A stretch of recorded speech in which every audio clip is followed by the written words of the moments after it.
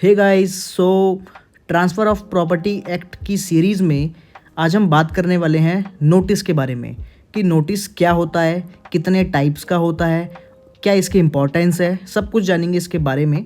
लेकिन देखो, अगर नोटिस वर्ड, पहले ये बताओ कि जो ये नोटिस वर्ड हम जैसे ही सुनते हैं हमें लगता है कि किसी को एक पेपर है, उसमें कुछ हमने लिखा है, कोई इन्फॉर्मेशन है और हमने उसको हैंड ओवर कर दी, तो ये हो गया नोटिस। लेकिन क्या सिर्फ इतना ही मीनिंग है इसका लीगली? तो इतना मीनिंग इसका नहीं है। तो चलिए जानते हैं इसका क्या क्या मीनिंग है और नोटिस किस किस सिचुएशन में क्या क्या हो सकता है। तो यार शुरू करते हैं।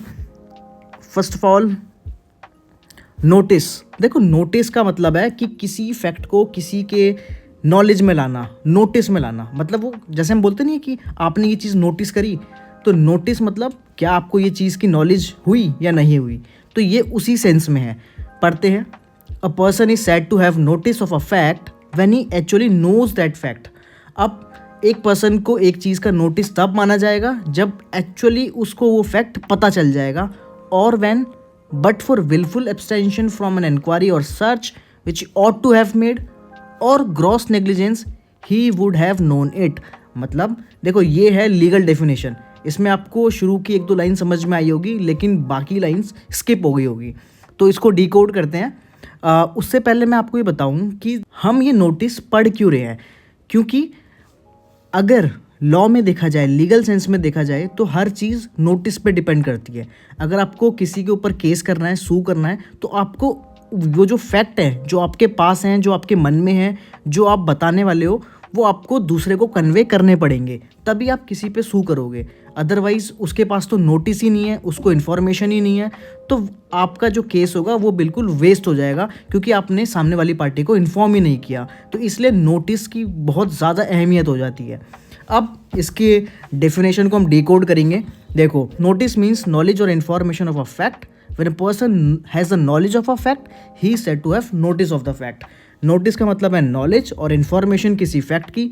अगर आपको नॉलेज है तो आपको उस चीज़ का नोटिस है। फॉर एन एग्जाम्पल अगर मैं आपको दूँ, जैसे मान लीजिए आप ऑफिस में काम करते हैं, तो अगर आपके मैनेजर या आपके सीनियर ने बोला कि हम इस वीकेंड पे काम करने वाले हैं, मतलब इस वीकेंड ऑफ नहीं होगा, हम लोग सब काम करेंगे, तो उन्होंने सिर्फ बोला ये, तो आपको क्या नॉलेज में आ गया, फैक्ट आ गया।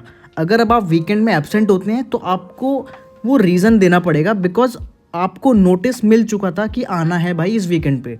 आप नहीं गए तो आपको जस्टिफाई करना पड़ेगा। लेकिन आप ये नहीं कह सकते कि नहीं नहीं, मुझे तो कोई नोटिस नहीं मिला, मुझे तो पता ही नहीं था। नहीं, आपको नोटिस मिल चुका था, क्योंकि आपके नॉलेज में वो इन्फॉर्मेशन आ चुकी थी। I hope this is clear. अब according to doctor Hari Singh गौर कहते हैं कि notice means knowledge, cognizance and awareness of a fact. Notice का मतलब है नॉलेज भी होनी चाहिए, कॉग्निजेंस भी होना चाहिए, और उस फैक्ट की अवेयरनेस भी आपको होनी चाहिए। ये तीनों चीज़ें होनी चाहिए, तब हम मानेंगे कि आपको नोटिस है। कैसे? सेम एग्जांपल पे वापस आते हैं। उसमें देखिए, आपके सीनियर ने बोला कि इस वीकेंड हम काम करने वाले हैं, किसी को ऑफ नहीं होगा।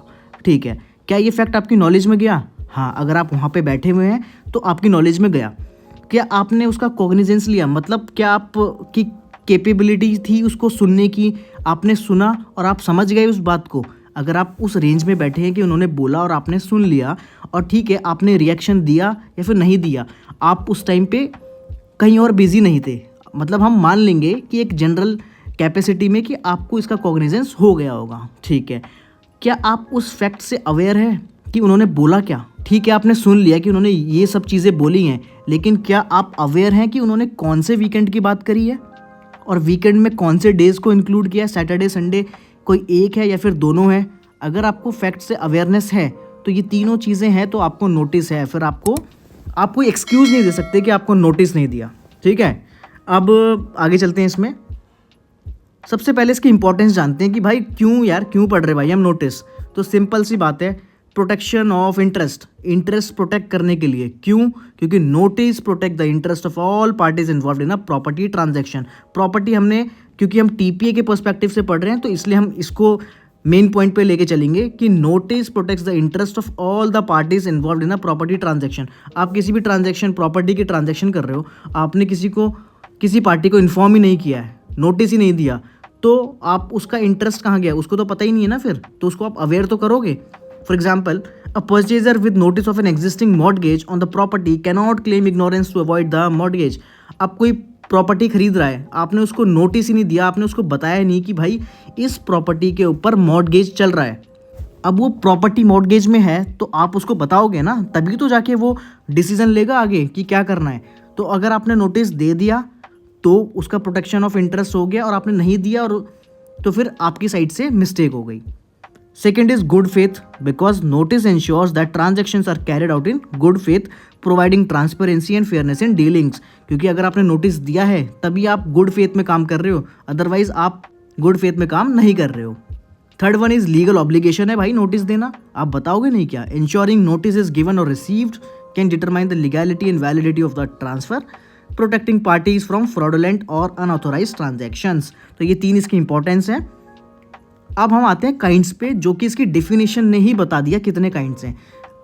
फर्स्ट ऑफ ऑल पहला है इसका एक्चुअल और एक्सप्रेस नोटिस। कैसे? इट मीन्स डायरेक्ट और express knowledge of a fact और इन्फॉर्मेशन अबाउट समथिंग। डायरेक्टली बता दिया। An actual notice to have relevance and binding force must be a definite information given during the course of negotiation by a person interested in the property. अब इसका example देता हूँ मैं आपको। पहले इसका एक और पॉइंट है कि in order to constitute an actual notice, casual conversation is not enough. अब आप आते हैं हम अपने पुराने एग्जांपल पे, जैसे कि आपके मैनेजर या आपके सीनियर ने बोला कि इस वीकेंड हम काम करने वाले हैं, ठीक है। तो अब आप देखोगे कि क्या आपको कैजुअली बोला था उन्होंने, आप ऐसे कहीं मिल गए कि कहा कि यार इस वीकेंड तो काम करने का प्लान बन रहा है शायद, या फिर उन्होंने कुछ बोला इस वीकेंड तो काम करना पड़ेगा, तो उन्होंने कैजुअली बोला तो वो नोटिस नहीं है। लेकिन उन्होंने सबके सामने बोला है और सब ने सुना है, और कैजुअली नहीं बोला है, मतलब हंसी मजाक में नहीं बोला है, वो पता चल जाता है एक्सप्रेशन से और स्टेटमेंट से, तो वो हम मानेंगे कि वो हो गए एक्चुअल और एक्सप्रेस नोटिस। आपने डायरेक्टली बता दिया, आपने directly knowledge of a fact और इन्फॉर्मेशन उन्हें दे दी, तो आपने नोटिस दे दिया। कौन सा नोटिस? एक्चुअल नोटिस और एक्सप्रेस नोटिस। अब ये सेम चीज़ रिटर्न में भी हो सकती है, ठीक है। अगर उन्होंने रिटर्न में दे दिया, मेल पे दे दिया, व्हाट्सएप पे दे दिया, ग्रुप पे दे दिया, तो वो भी हो गया हमारा एक्सप्रेस कर दिया उन्होंने अपने words. Now second is constructive notice. अब कंस्ट्रक्टिव या फिर इम्प्लाइड मतलब जहाँ पे एक्सप्रेसली नहीं बोला, पर आपको पता होना चाहिए कि भाई यहाँ पे तो नोटिस है, मतलब इस बात की हमें इन्फॉर्मेशन ऑलरेडी होनी चाहिए। कैसे? It is a knowledge which the courts imputes to a party upon presumption so strong that it cannot be allowed to be rebutted, that the knowledge must have been communicated. मतलब आप ये वो वाले notice हैं कि जिसको आप court के सामने मुकर नहीं सकते कि नहीं हमें तो इन्फॉर्मेशन ही नहीं थी।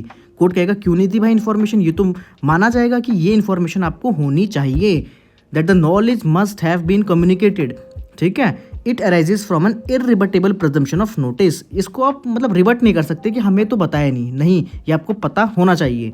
कैसे? एग्जाम्पल पे वापस आते हैं। जैसे मान लीजिए सिंपल है, संडेज को आप ऑफिस नहीं जाते हो जब तक आपको बोला ना गया हो, ठीक है। तो क्यों नहीं जाते हो भाई? हर कोई हर हफ्ते आपको बोलता है कि संडे को ऑफिस नहीं आना, संडे को ऑफिस नहीं आना, नहीं, कोई नहीं बोलता। ये आप इम्प्लाइड मान चुके हो कि भाई संडे तो ऑफ ही रहेगा। और अगर आपके सैटरडे भी ऑफ होता है तो आप वो भी मान चुके हो कि सैटरडे भी ऑफ ही रहेगा। तो ये क्या है? आपको इम्प्लाइड नोटिस है। आप ऐसा नहीं है कि आप कभी चले जाते हो कि यार इस बार तो बोला ही नहीं, ऐसा नहीं होता है। तो ये वो चीज़ें हैं जो कि हम सिचुएशन एंड सर्कमस्टांसिस के हिसाब से समझ जाते हैं कि भाई ये हमें पता ही होनी चाहिए। तो ये हो गया constructive notice. Now the third one is imputed notice. अब इम्प्यूटेड नोटिस मतलब इम्प्यूट कर दिया है। कैसे? आपको तो नहीं मिला, लेकिन आपके बिहाफ पे किसी ऑथोराइज पर्सन को हमने नोटिस दे दिया और उसके नोटिस में आया, तो मतलब आपकी नोटिस में ही आ गया। कैसे? It is also known as notice to an agent. अगर हम बात करें प्रिंसिपल एंड एजेंट की, तो एजेंट को अगर नोटिस है तो इसका मतलब उसके प्रिंसिपल को वो बात पता है। हम मान के चलेंगे कि भाई हमने तो उसको दिया था, तो आपका वो एजेंट है। अब एजेंट का मतलब ये नहीं है कि हमेशा ऑफिशियली कोई एजेंट ही रखा हो, नहीं। जैसे अब मान लीजिए आप घर पे नहीं है और आपका कोई पोस्ट आया, कोई लेटर आया, आपके बिहाफ पे आपकी मम्मी ने, पापा ने, फैमिली में जो भी हैं, उन्होंने किसी ने ले लिया। अब उन्होंने पूछ लिया कि हाँ वो यहाँ रहता है, इस नाम का है, ठीक है, आपके बिहाफ पे ले लिया, मतलब उन्होंने एज एन एजेंट आपके साथ डील किया है, ठीक है। आप बन गए प्रिंसिपल, वो बन गए आपके एजेंट, जिन्होंने आपका एजेंट बन के वो लेटर रिसीव कर लिया। तो अगर उनको रिसीव हो गया तो हम मान के चलेंगे, क्योंकि आप वहीं रहते हैं, सब कुछ इन्फॉर्मेशन क्लियर है, तो आपको भी वो लेटर मिल गया। आपने पढ़ा हो ना पढ़ा हो वो आपकी मिस्टेक है, बिकॉज आपको वो मिल चुका है। According to this, notice to an agent will be deem to be a notice to his principal. ये माना जाता है। The principle is that the agent is regarded as alter ego of his principal. अब agent को alter ego माना जाता है principal का, इसीलिए उसको नोटिस, मतलब उसके प्रिंसिपल को नोटिस मिल चुका है। तो ये 3 टाइप्स के नोटिस थे, इसकी इंपॉर्टेंस एंड डेफिनेशन हमने जानी। सो आई होप आपको ये वीडियो पसंद आया होगा। पसंद आया हो तो लाइक करिए वीडियो को, चैनल को subscribe, and thank you. Bye bye.